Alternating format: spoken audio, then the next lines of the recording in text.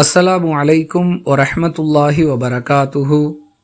ரசூலுல்லாஹி ஸல்லல்லாஹு அலைஹி வஸல்லம் அவர்கள் தமது உரை பெண்களுக்கும் கேட்க வேண்டும் என்பதற்காக அவர்களுடைய பகுதிக்கு சென்று அவர்களுக்கு அறிவுரை கூறினார்கள்.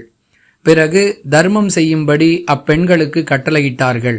உடனே அப்பெண்கள் தாம் அணிந்திருந்த காதணிகளையும் மோதிரங்களையும் கழற்றி போட ஆரம்பித்தார்கள் என இப்னு அப்பாஸ் ரதியல்லாஹு அன்ஹு அவர்கள் அறிவிக்கிறார்கள்.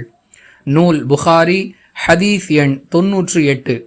அன்பிற்குரிய அல்லாஹுவின் நல்லடியார்களே, அல்லாஹுவின் தூதர் கட்டளையிட்டதுதான் தாமதம்.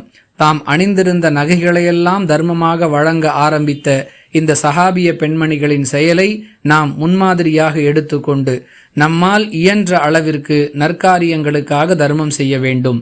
பொதுவாக தர்மம் என்பது செல்வந்தர்கள் மட்டுமே செய்ய வேண்டிய ஒரு செயல் என்ற எண்ணம் சமூகத்தில் பரவி கிடக்கிறது.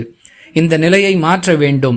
யாருக்கு எது இயலுமோ அதை அவர் தர்மமாக வழங்க வேண்டும். பேரிச்சம்பழத்தின் கீற்றையாவது தர்மம் செய்து நரகிலிருந்து உங்களை பாதுகாத்து கொள்ளுங்கள் என்ற ரசூலுல்லாஹி ஸல்லல்லாஹு அலைஹி வஸல்லம் அவர்களுடைய அறிவுரையை கவனத்தில் கொண்டு ஒவ்வொருவரும் அவரவருடைய பொருளாதார நிலைமைக்கு ஏற்ப தர்மம் செய்யக்கூடிய பழக்கத்தை ஏற்படுத்தி கொள்ள வேண்டும்.